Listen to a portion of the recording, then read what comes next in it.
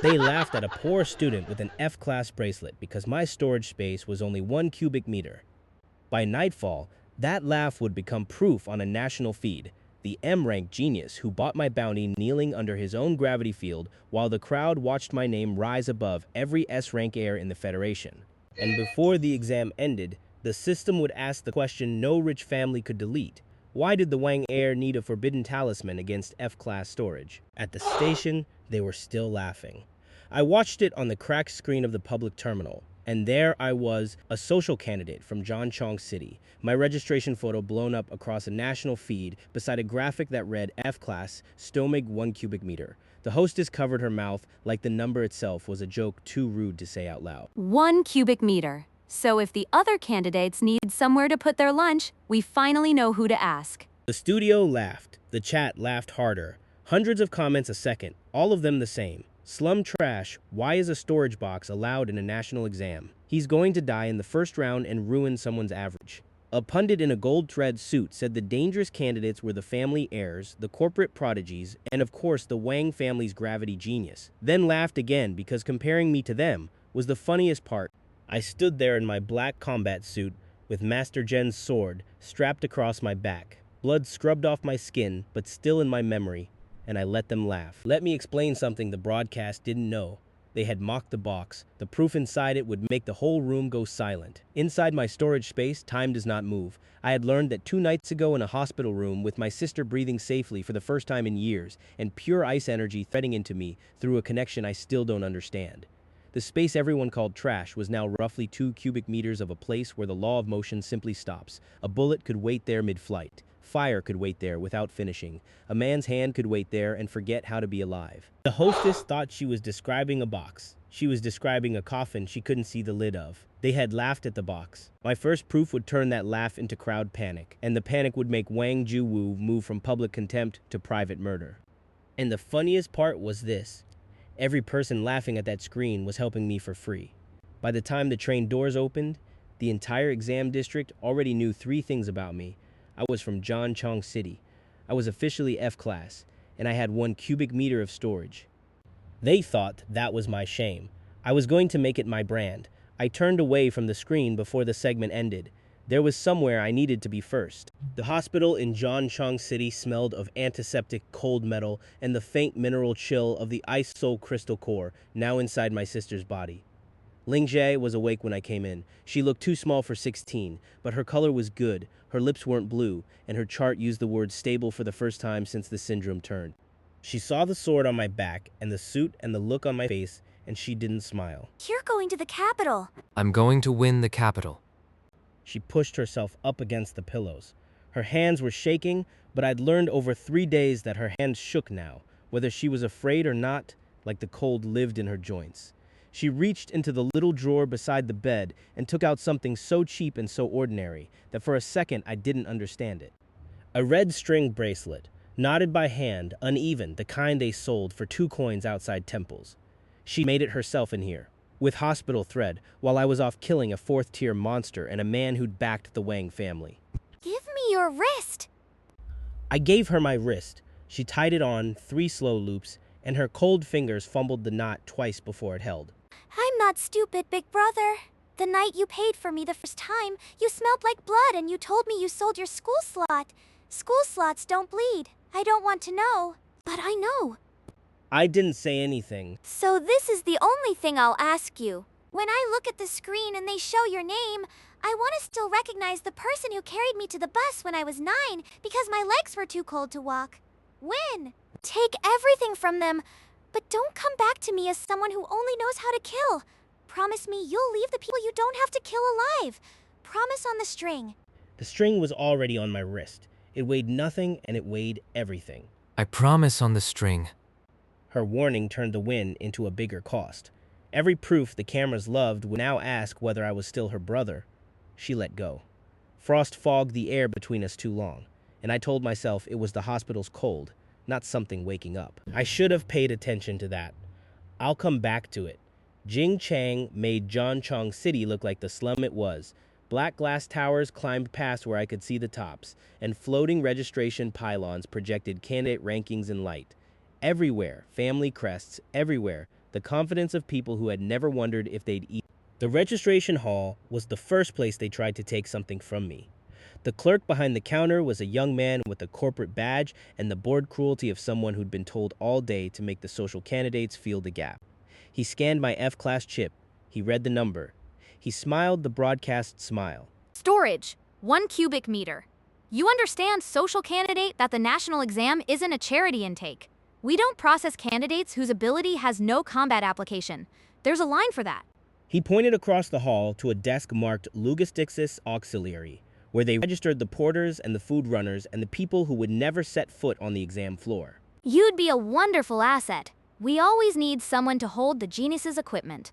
The candidates within earshot laughed. A girl with a silver flame insignia laughed loudest. Behind me, a whole row of rank prodigies turned to watch the slum boy get sent to the porter desk.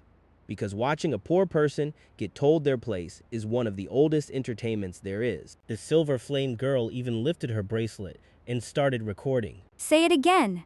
Tell him to carry our luggage. The feed will love this. 3 nearby candidates laughed so hard one of them nearly dropped his weapon case.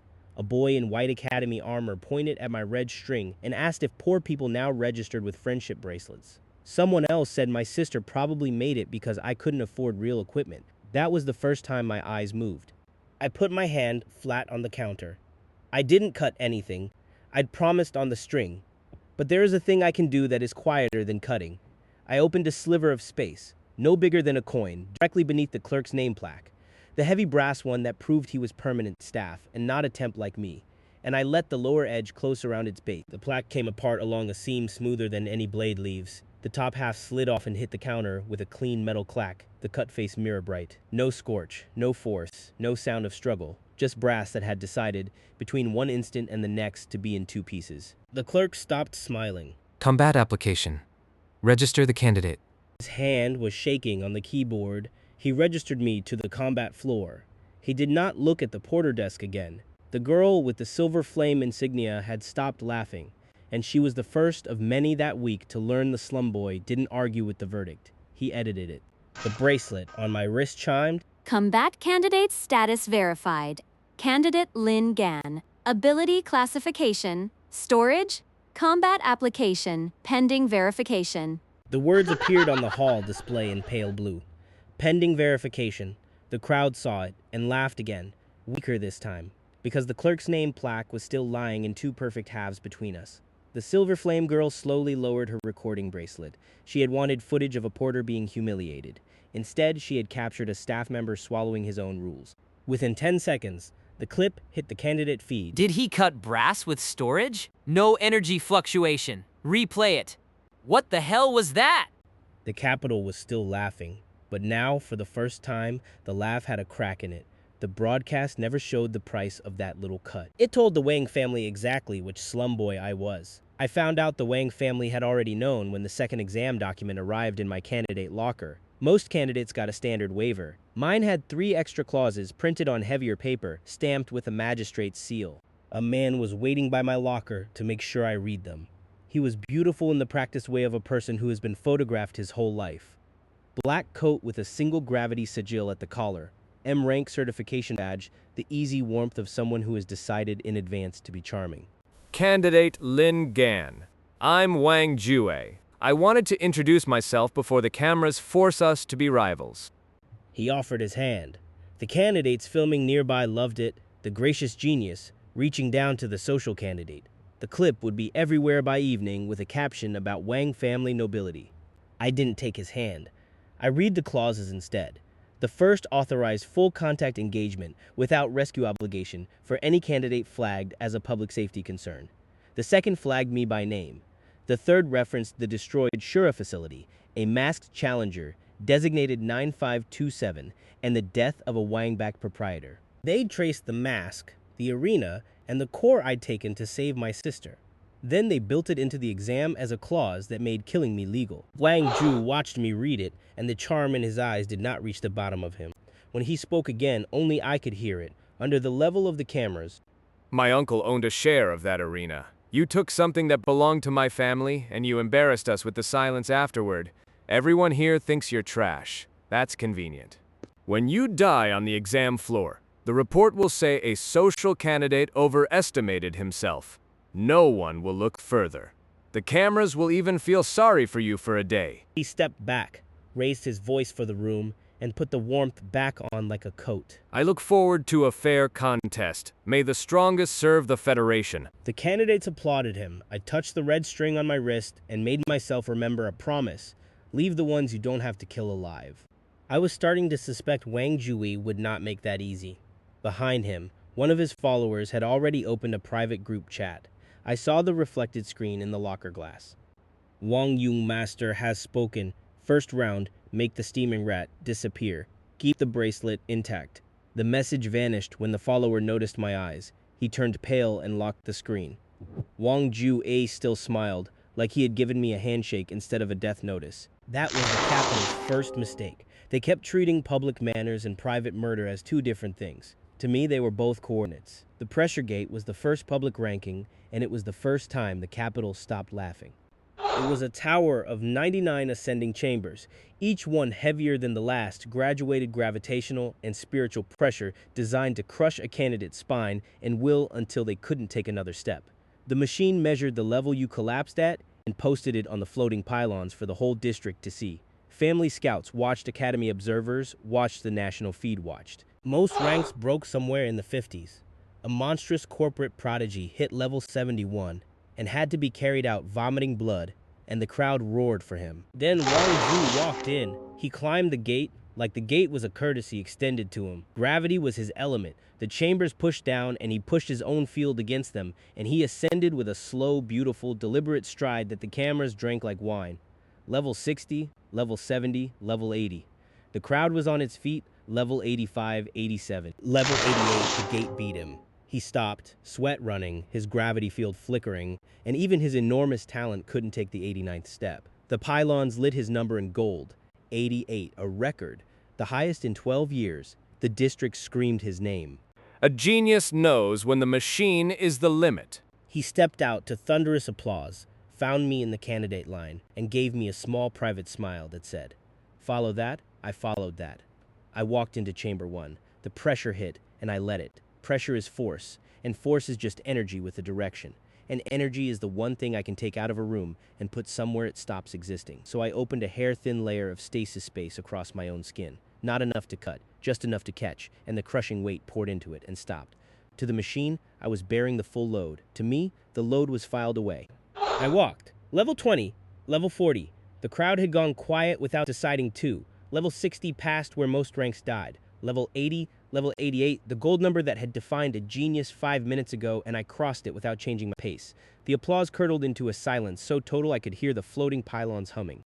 Level 90, level 95, level 98, level 99. The gate was built to stop at the level a person collapsed. I didn't collapse. I reached the top chamber, and the machine, designed by people who could not imagine someone simply removing their own difficulty, didn't know what to display. The pylons flickered, the number scrolled past 99, hit an error state, and dumped a string of garbage characters into the sky over the exam district. The reading collapsed to a flat line, a line that, if you wanted to read it cruelly, looked a great deal like the time axis of a place where nothing moves. I stepped out of the gate. I had absorbed 99 chambers of killing pressure, and I wasn't breathing hard, because none of it had ever touched me. It was all still in there waiting. For 3 full seconds, no one made a sound. Then a single academy observer near the railing started to laugh, not at me, for me the delighted bark of an old man watching the world get smarter. The other candidates stared at the broken pylons. The girl with the silver flame insignia had her hand over her mouth, and the gesture meant the opposite of what it had at registration. I watched the hall display try to update my rank. The first attempt returned Ixuro. The second attempt returned Ixuro. On the third attempt, the board finally wrote, "Candidate Lingen pressure gate result above measurement limit." The words hung there for one breath. Then the entire district exploded. I saw candidates who had laughed at 1 cubic meter shove each other to get a better view. A North Star Academy scout stood so fast his chair flipped backward. The silver flame girl replayed the brass plaque video and then looked at the 99 level error. The clerk had not survived because I was weak. He had survived because I had been polite. The pundit from the morning broadcast tried to recover on live feed. The machine is obviously malfunctioning. A storage candidate cannot. The replay showed me walking past Wang Ju's record chamber without slowing down.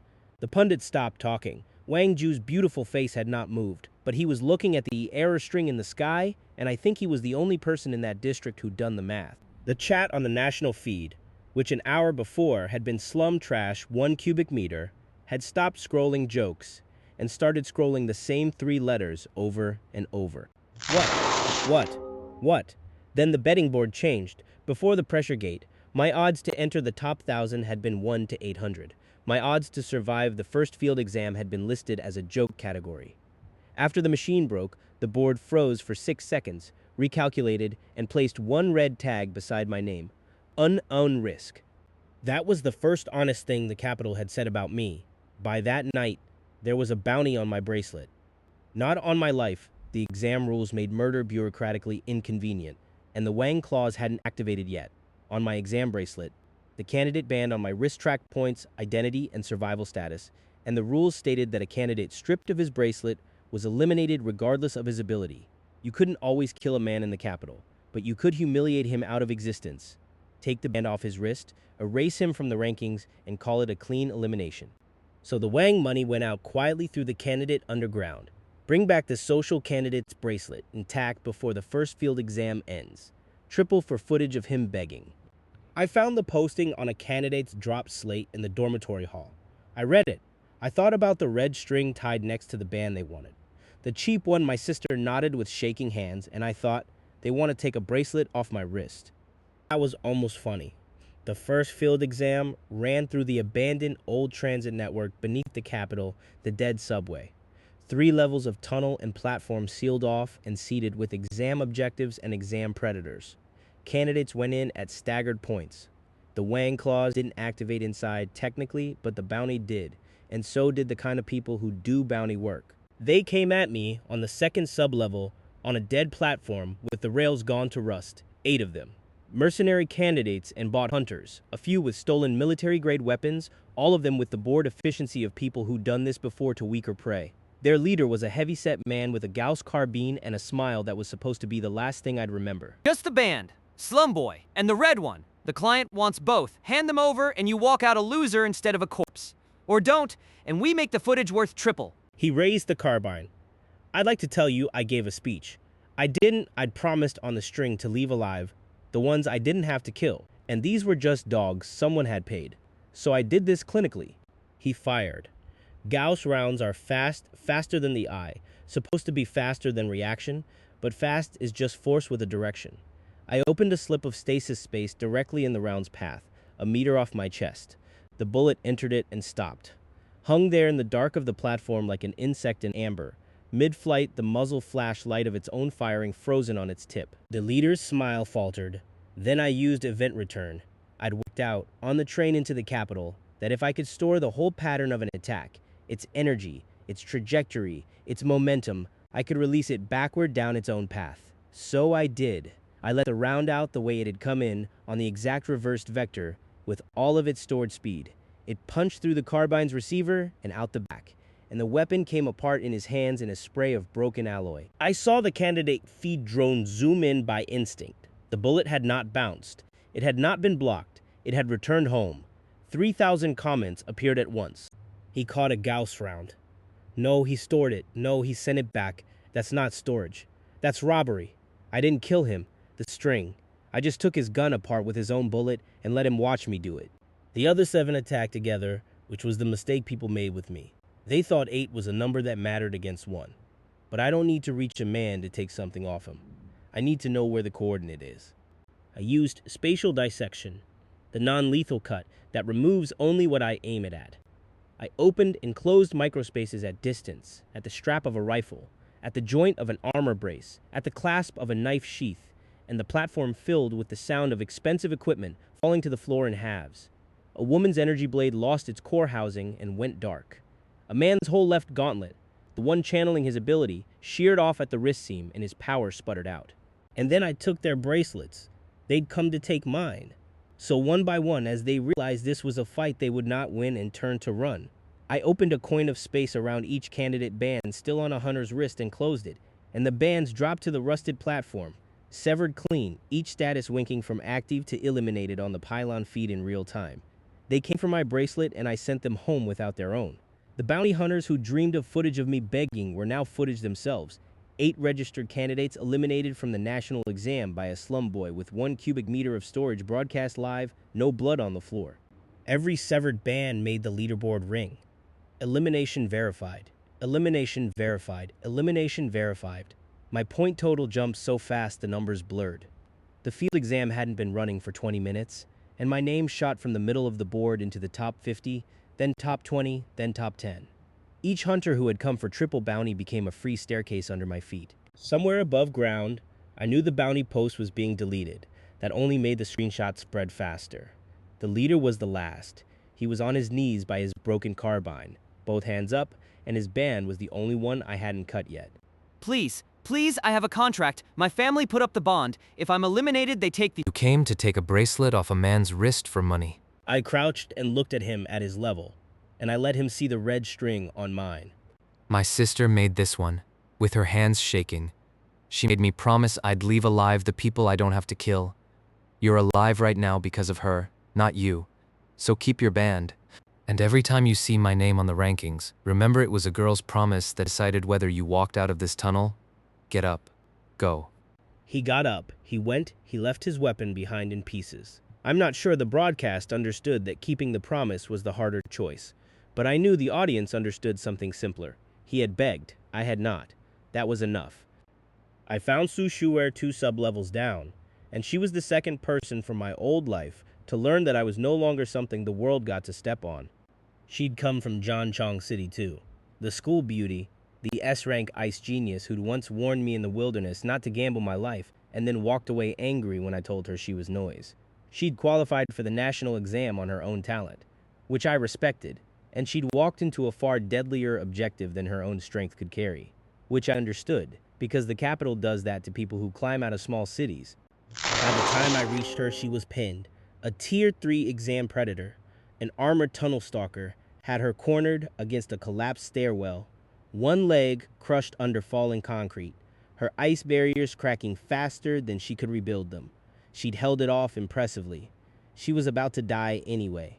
She saw me come around the corner, and her face did a complicated thing, relief, and then shame at the relief, and then the old reflex. Lin Gan, don't. It's Tier 3. You can't. Run. Just run. Get help. The stalker lunged. There was no time to reach her. The distance was wrong, 10 meters at least, and the beast's jaws were already closing on the space her throat was in. So I didn't cross the distance. I used 0 step. I stored my own right arm, the whole reach of it, sword and shoulder and the path it would travel into stasis space, and released it from a shifted coordinate, an angle that didn't exist a half second before, inside the stalker's guard 8 meters from where my body actually stood.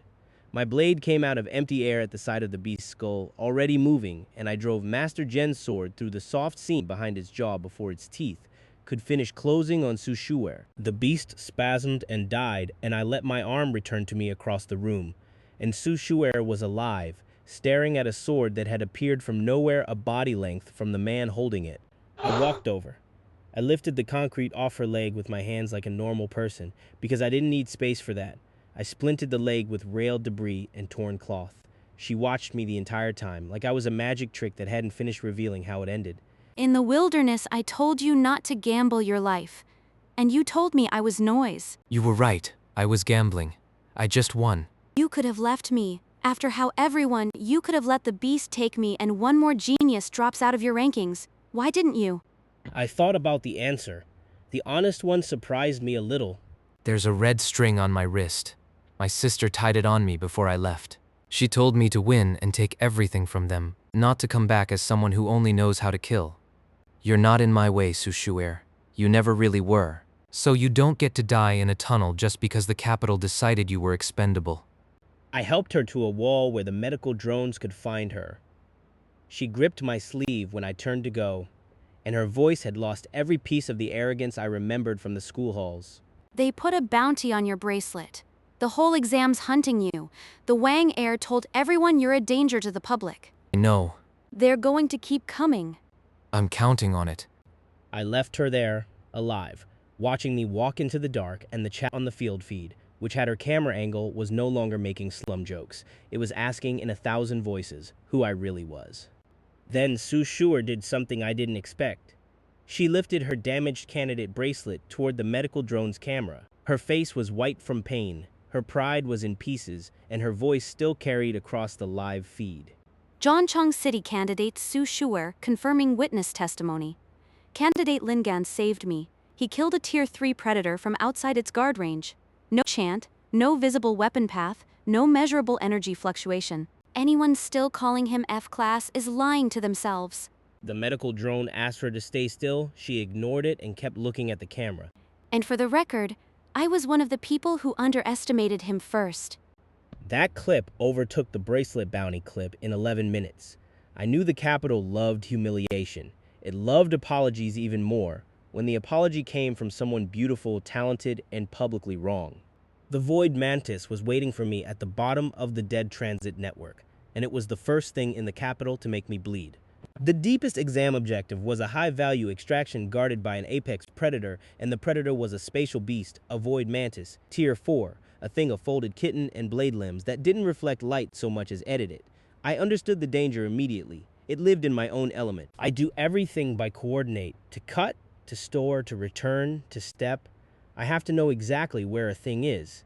The Void Mantis existed slightly out of true with its own position. Every coordinate I locked was wrong by the time my space closed. I opened space to cut its foreleg. The space closed on where it had been, on empty air, and the mantis was already inside my guard. Its blade limb came across my chest faster than I could file the force away, and for the first time since the Capitol had started laughing at me, something got through. The kitten opened my combat suit, and the skin under it in a long, hot line, and my blood hit the rusted platform, dark in the dim light. The pain was clarifying. This, I thought, is what a real limit feels like. Not pressure I can store, a target I can't find. I tried spatial dissection again. Faster, 3 coordinates at once. It blurred all 3. I tried event return, but the strike had no clean pattern to store. Just folded space, slicing, folded space. The Void Mantis drove me back, opening 2 more lines on my arm and thigh. I was losing on the national feed. I was visibly losing, and somewhere in a Wang family box, I'm sure someone smiled and then bleeding in the dark against a dead subway wall. I remembered something Ling Xia had said without knowing she was saying it. I don't want to know how you do the things you do, big brother, but I know she didn't need to see the coordinate of the thing that frightened her to know it was there. She felt the cold of it. I'd been trying to find the mantis's exact position, but I didn't need its position. I needed it to have nowhere to be. That was the breakthrough. Not a new precision, the opposite, a volume. I stopped reaching for the mantis with a coin of space. I took everything I'd been holding, the 99 chambers of pressure I'd absorbed at the gate, the bullet I'd never released, 3 days of stored force, the cold that had been leaking into me since the hospital, and I poured it all into expanding the space itself. Not a sliver, not a meter, a domain, roughly 10 cubic meters of dark, the largest I'd ever forced open, dropping over the mantis and me both like a lid coming down on the world. Inside it, absolute stasis. Inside it, nothing moved. I called it the stasis coffin. For 1 second, then 2, the Void Mantis's blur of position didn't matter, because there was no position left to blur to. Movement stopped, energy flow stopped. The beast's spatial flicker, the thing that made it impossible to target, froze mid-flicker, caught between one location and the next with nowhere to slide. Inside the coffin, I could move barely, like wading through deep cold water, the domain dragging at me too, but I could move, and the mantis could not, and for 3 seconds it was a statue of folded glass hanging in the dark. I walked to it through the heavy frozen air. I'd learned my lesson on a creature called Titan in another arena. When the outside can't be cut, you go inside. I put my hand against the seam of the mantis's thorax, found the dense knot of spatial energy at its core that I could finally pin because it could not run, and I opened a 1 centimeter space directly around it and let it collapse. Void pulse. The empty space inside the beast compressed for an instant, and the internal pressure tore its core apart without a single new wound on its outside. The stasis coffin released. Time fell back into the world all at once, and the Void Mantis came apart in the air, dead before it finished moving, its blur snuffing out into stillness. I'd taken the deepest objective. I'd killed the apex predator. The field exam closed with my candidate band glowing at the top of the national rankings, first place, over the names of every corporate prodigy and family heir in the Federation. I watched the final score post. Lingen, 18,100 points. Wang Ju, 9,440 points. Third place, 6,110 points. The gap was so ugly the broadcast tried to crop the board and failed. Wang Ju had not lost narrowly. He had been doubled by the boy his family had marked for execution. I leaned against the wall, bleeding from 3 places, breathing hard for the first time in the capital, and on the feed an old man's voice. The Academy observer from the pressure gate said something the broadcast caught by accident. That was not stasis as a tool. That was stasis as a law. Get me everything on that boy, everything. They tried to bury me with paperwork before my blood was dry. The accusation came from Senior Examiner Pao, a man with a clean uniform and dirty money. The Wang family signature was nowhere on the document and all over the timing. He stood at the ranking podium, my first place band glowing behind him, and charged me with using an uncertified law class ability that endangered other candidates. In the interest of candidate safety, the committee moves to disqualify candidate Lin Gan, strip his ranking, and refer his ability to the Federal Hazard Registry. This boy's continued participation endangers every genius on this floor. I watched the crowd react exactly the way cowards react when power gives them permission. The candidates who had failed to touch me suddenly found their voices again. I knew it. There's no way a storage ability is legal. The white armored boys shouted that they should strip me, because if I was first place, the rankings meant nothing. Someone shouted that Chong City had sent a hidden criminal. Someone else said Su Shuer's testimony should be discarded because she was injured. The same people who had watched me spare 8 attackers now called me a lethal hazard because it made them feel less small. That was the Capitol's real weapon, not a fist, a stamp.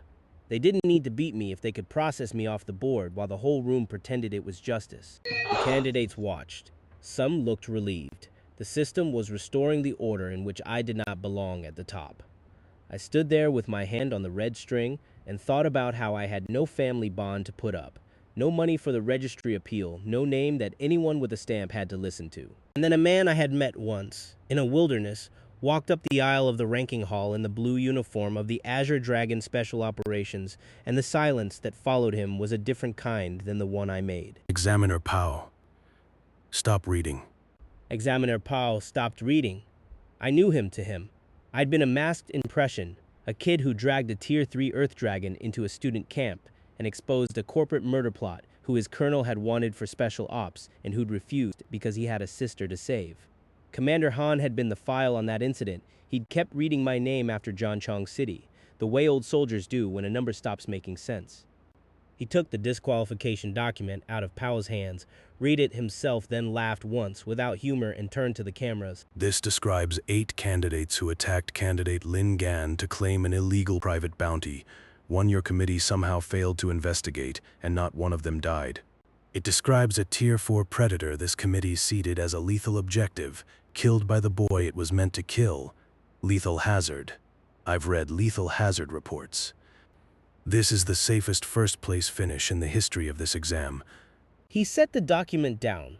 Azure Dragon Special Operations is exercising observer authority over this case.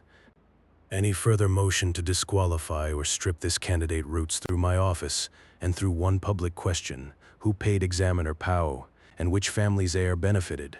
Shall I ask it now? Examiner Pao did not want him to ask it now. The motion died. My band stayed lit. First place. I watched the people who had just been shouting for my disqualification go quiet so fast it was almost funny. The Silver Flame girl looked down at her own bracelet like it might accuse her too. The white armored boy stepped backward and pretended he had never spoken. Examiner Pao's face turned the color of old paper. The national feed replayed Commander Han's question 3 times before cutting away. But I knew the internet would not cut away. It would clip his shaking hands, my first place glowing behind him, and the exact second everyone realized the stamp had failed. Commander Han stepped down off the podium and stopped beside me on his way out, and he said it low, just for us, the way Wang Ju had whispered his threat at my locker, except this was the opposite. I told my colonel you'd refuse us and show up somewhere louder. You took the loud option, kid. I'll keep the stamps off your neck. But the boy in the black coat, Wang Ju, he won't accept a registry. He'll want it on the floor. Then I'll give it to him on the floor.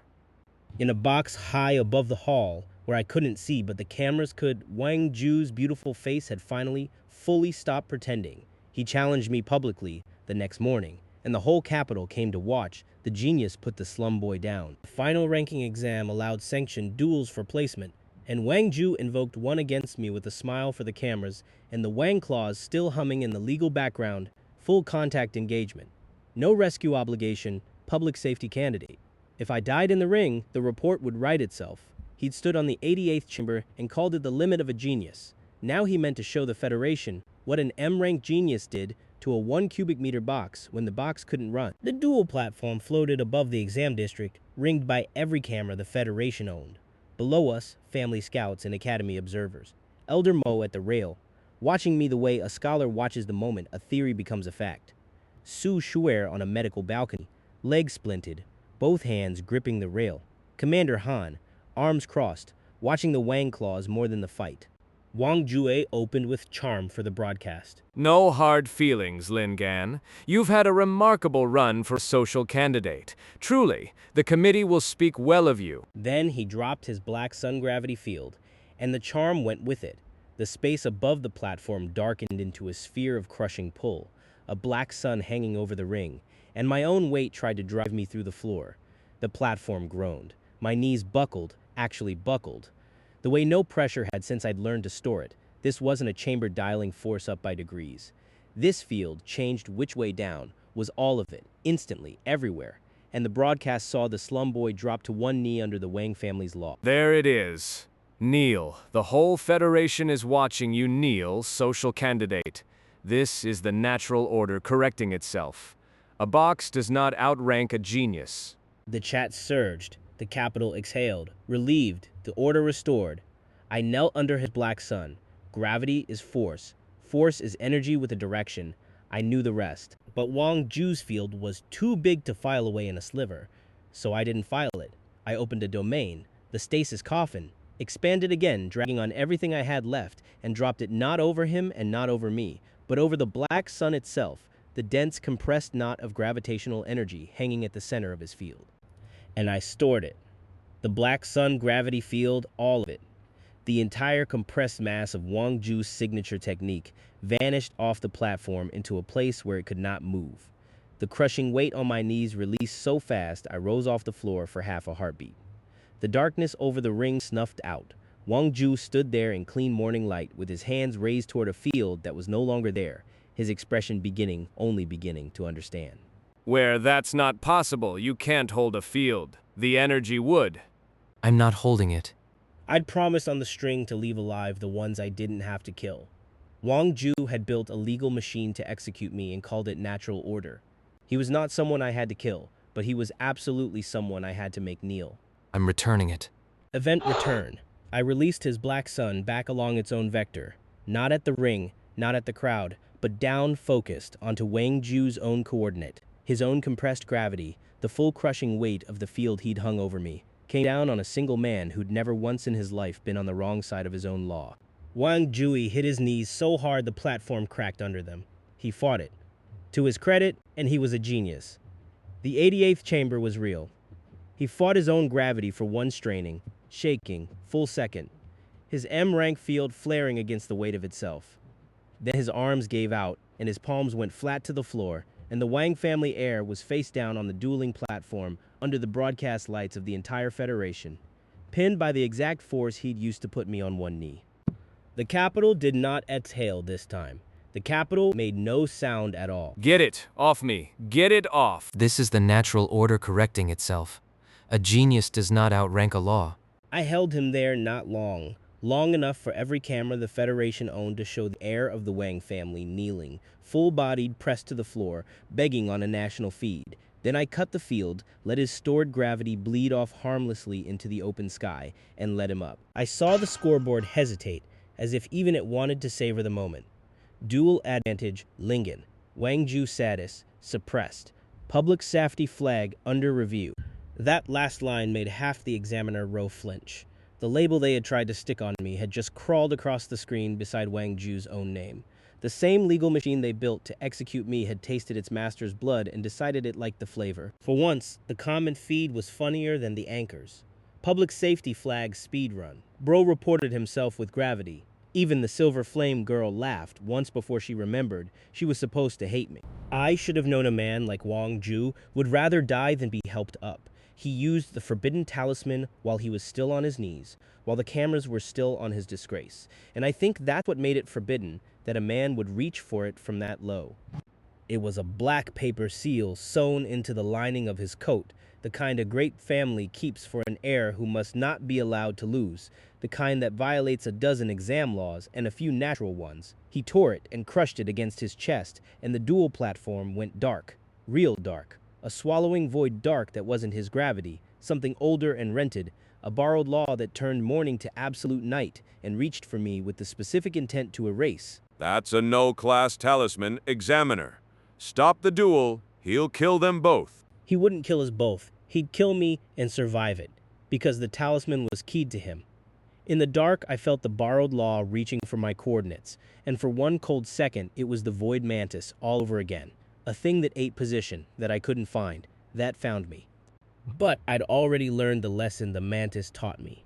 You don't fight a thing that eats position by finding it. You take away the room for it to be. I dropped the stasis coffin one last time, the largest I'd ever forced, fueled by every scrap of stored force I had left, and the strange ice cold that had been rising in me since the hospital. And I dropped it not on Wang Ju's talisman dark, but inside it, a domain of stillness inside the void. A held breath inside a scream, the borrowed darkness, reaching for my coordinates, reached into a place where nothing was allowed to move, and it stopped. The talisman's law froze mid-reach. Wang Jue, at the center of it, froze with it, caught in his own rented night. Perfectly still, a genius preserved in the exact posture of a man trying to win by any means and finding that any means had run out. I walked to him through the frozen dark. I didn't kill him. The string, he was on his knees in his own forbidden void, and I had promised my sister I would not become someone who only knew how to kill.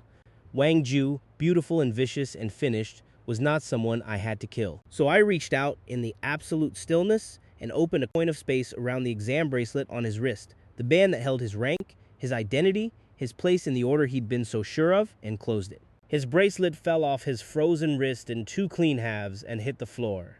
Eliminated, not defeated, not injured, not rescued by his family. Eliminated, the cleanest, coldest word in the entire exam system. I released the coffin. Time fell back. The talisman's dark tore away into nothing, and Wang Ju knelt there in the morning light, alive, unharmed, M-rank, a genius and erased. For one full second, nothing moved on the feed. Then the national chat, which had spent the morning chanting Keneal's social candidate and the order is restored, broke all at once. The same handles that had laughed at 1 cubic meter were now scrolling. He eliminated the Wang hair faster than the screen could hold them. In the broadcast booth, the anchor who'd called Wang Jue, The safest bet in 12 years. lost his sentence halfway through and just stopped talking dead air on a national feed. In the Wang family box high above the ring, the supporters who'd been on their feet a minute ago sat down, one after another, until the box was a row of pale, silent faces. Across the academy balconies, observers who had spent the week slouched and unimpressed stood and leaned toward the rail, every one of them, as if their bodies had decided the boy was worth standing for before their pride could vote on it. Wang Ju stared at the two halves of his bracelet on the floor. He didn't beg again. There are some humiliations past begging. Then I watched the two halves of the bracelet spark once and project his final placement for everyone to see. Wang Ju eliminated by candidate Lingen. Cause bracelet severance. Attack lethality 0. Rule violation detected. Forbidden talisman use. The last line was the one that destroyed him. Losing could be spun, kneeling could be buried, but a rule violation on a national exam feed meant every academy, every family, every sponsor, every marriage negotiation, every future board seat would now begin with the same question. Why did the Wang heir need a forbidden talisman against F-class storage? No one in the Wang family box moved. That was when I knew the duel was truly over. At the rail, Elder Mo had gone very quiet, and then he said the thing the broadcast caught, the thing that would follow me out of this exam and into everything after. He didn't break the talisman's law, he outranked it. Stasis as a tool is a technique. Stasis as a domain is a manifestation. But freezing a borrowed law inside his own stillness, that is not a manifestation. That is a spark of spatial law. That boy is not awakening an ability. He is growing a law. I have not seen one in 40 years. First, Plas held over the platform in light. Su Shuer was on her feet on the medical balcony. Commander Han had uncrossed his arms. Wang Ju knelt in the wreckage of his certainty. And for the first time, the entire Federation looked at the social candidate from the ruined slum city and did not laugh. I touched the red string on my wrist. I left him alive. I told her wherever she was watching. I kept the promise. That should have been the victory. The call came from the hospital in Jiancheng City while the cameras were still on me. And I knew before I answered that something was wrong, because the only number that could find me here belonged to the one person I'd left safe. It wasn't the doctor, it was Elder Mo. And that was the first thing that froze me, because Elder Mo was standing right there at the rail of the dual platform. And the voice in my ear was his too, an academy line patched through to a candidate band, an old man who'd seen a spark of spatial law and immediately understood it was the smaller half of the story. Lin Gan, don't speak. Listen, when you forced that last domain, that absolute stillness, every law class instrument in 3 districts spiked, including a sealed bloodline monitor in a hospital in Jiancheng City, your sister's monitor. The red string went cold against my wrist. Her syndrome is stable. The core stabilized it. The chart says stable. Her syndrome is a story they told you, because the truth needed a name a hospital could bill. Abyss Frost syndrome doesn't react to spatial law. Bloodlines do. Your sister was never dying from frost disease. She was suppressing something sealed inside her when she was small. The Ice Soul crystal core didn't cure her. It fed the seal. It kept the lid on. I was already moving, off the platform down. The crowd parting because they just watched me freeze a borrowed law and crush a genius's bracelet, and no one wanted to be the coordinate I locked next. And the seal had a key, Lin Gan. A single condition the old hand thought would never, ever occur in 1,000 years, because no one in 1,000 years has grown the law you just grew. The seal was keyed to absolute stasis, to a place where time stops, the condition that would never happen. I ran. The feed drones tried to follow me. Commander Han knocked the first one out of the air with the back of his hand. Su Shuer shouted something from the medical balcony, but I couldn't hear the words. First place meant nothing if the person I won it for was dying behind me. The night you slept beside her and your space awakened, that wasn't her energy feeding you, boy. That was the seal recognizing the law it had been waiting for. And just now, when you dropped that domain over a talisman in the capital, across 200 kilometers, through every wall they built, the seal heard the law again. Louder, closer, 3 times. Now you've called it. The capital blurred past me. The red string burned cold on my wrist, the cheap one she knotted with shaking hands and made me promise on. Don't become someone who only kills. I'd kept the whole promise and won the whole exam and stood at the top of the entire Federation, and none of it mattered against the words Elder Mo said last. Your sister was never sick, Lin Gan. She was sealed, and your absolute stasis just woke the seal. Behind me, on the floating pylons over Jingchang, my name still glowed first class in light over every genius in the Federation. I saw it through the emergency feed Elder Mo forced onto my bracelet. Ling Xie was sitting upright on the bed with her eyes open, but they were no longer the soft, dark eyes of the little sister who tied cheap temple string on my wrist.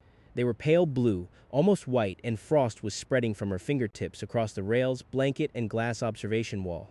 Doctors stood outside because the door handle had frozen solid. The Ice Soul Core monitor had shattered. The red string she tied around her own wrist had turned black with frost.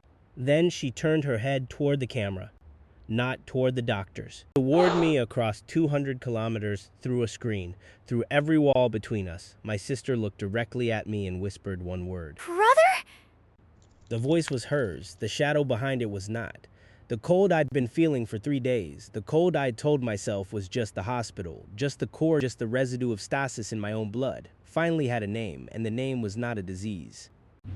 The name was a void ice bloodline waking up, and the seal inside my sister had heard its master calling.